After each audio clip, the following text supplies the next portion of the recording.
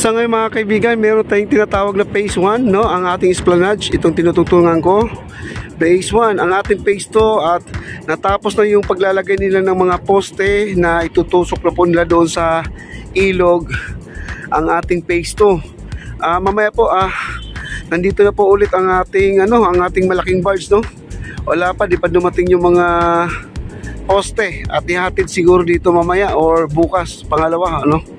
Ayun, lumipat na po ang barge dito at magkakaroon tayo ng phase 3. Ito na po, nandito na po yung barge natin. Ay, papunta na po tayo ng Quiapo. Pa MacArthur na po tayo, MacArthur Bridge. Ito po yun, no? At inaayos na po, nandyan po isang tugboat natin nagtutulak dito sa malaking barge na to. Oo, ayan, no? At dalawang crane nakasampa at dito sa kabila mayroong isang boom truck, no? At may dalawang tali na nakahila dito. Ayan, at inaayos na po nila ang phase 3. Ayan guys, ito yung pinakadulo natin sa phase 1, no? At nandito tayo ngayon. Tingnan nyo, napakainit pa. Wala pa yung mga bisita natin, di pa dumating. Ayan, no? Na anong oras pa lang ngayon, alas 4 pa lang. Ayan po ang ating tugboat. Nandiyan po yung tugboat natin at inaalalayan po itong isang malaking isang barge. Nakasampa po yung dalawang crane dyan. Inaayos na po yung mga tali para hindi po siya gumagalaw-galaw. Ayan, tuloy-tuloy na po ito, itong mga ginagawa ng ating gobyerno, itong esplanade natin, bike lane.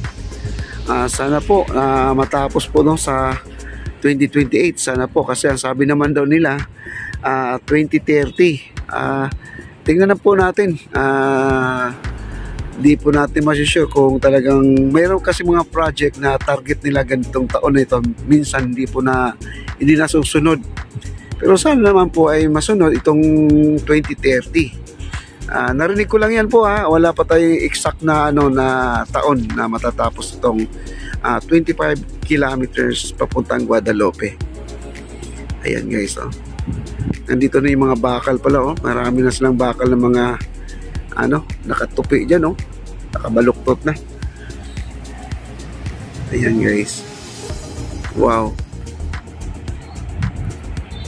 Ayan yung tugboat sa gilid, ayan, siya po ay tinutulak niya ang itong malaking barge na didikit dito sa gilid, pero alam ko nagtatali naman doon sa dulo. Kung baga stable siya, siguro antayin na lang siguro yung mga poste na ang haba yata noon nasa 47. Nasa 47 meters, 47 meters po yun. Ayan. At mamaya po puntahan po natin yung phase 2 kung ano na po ang balita doon. Check po natin. Update dito sa ating phase 3. Ayan, puntahan po natin yung phase 2. Ayan na, phase 2. Napakainit po guys. Napakainit. Ayan, puntahan po natin. Para din na po tayo mabilad dito sa tirik ng araw. At nandito yung engineer, nandito sila at syempre titingnan po nila yung sitwasyon dito sa malaking barge. Ayan po ang ating tugboat,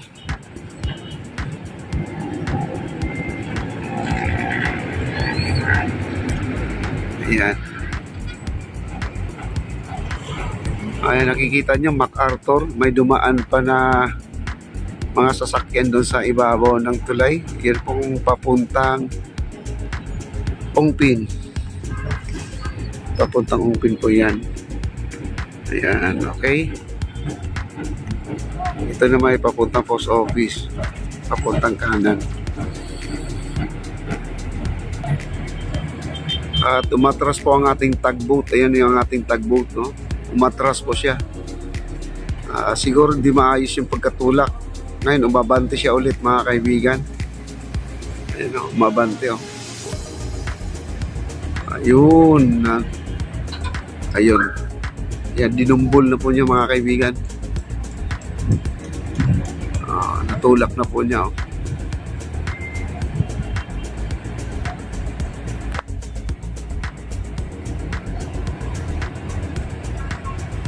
Wow. Ang laking pag-asa kapag ito ay nabuo mga kaibigan. Talagang malaking pinagbabago po ang ating Kamaynilaan. Marami na po tayong mapapasyalan.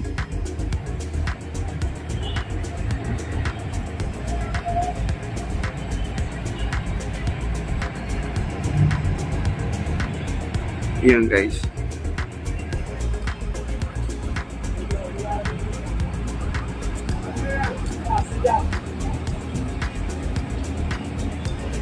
At umatras na po ang ating tugboat case. Siguro tapos na po yung kanilang pag-aayos dito sa ating malaking barge, no. Medyo nag-out na po siya. Yan.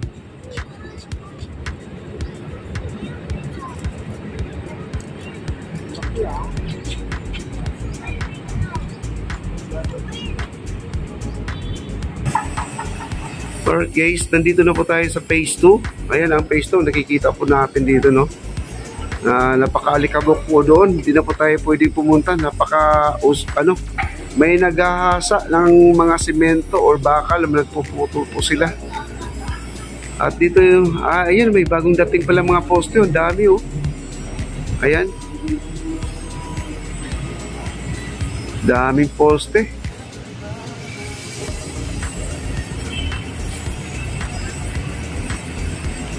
Grabe, oh.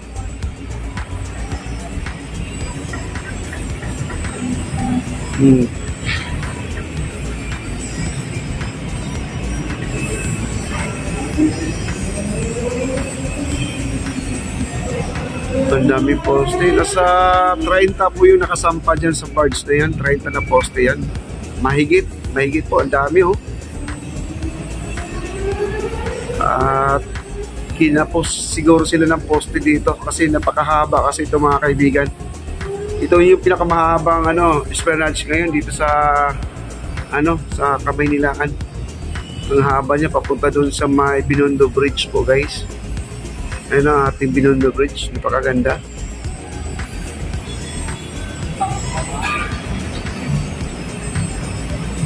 Ang phase 3 natin at ready na po sila na maglalagay ng mga poste na naman doon sa kabila, no? Ayan, maraming salamat sa mga viewers natin. Thank you so much. Bye-bye.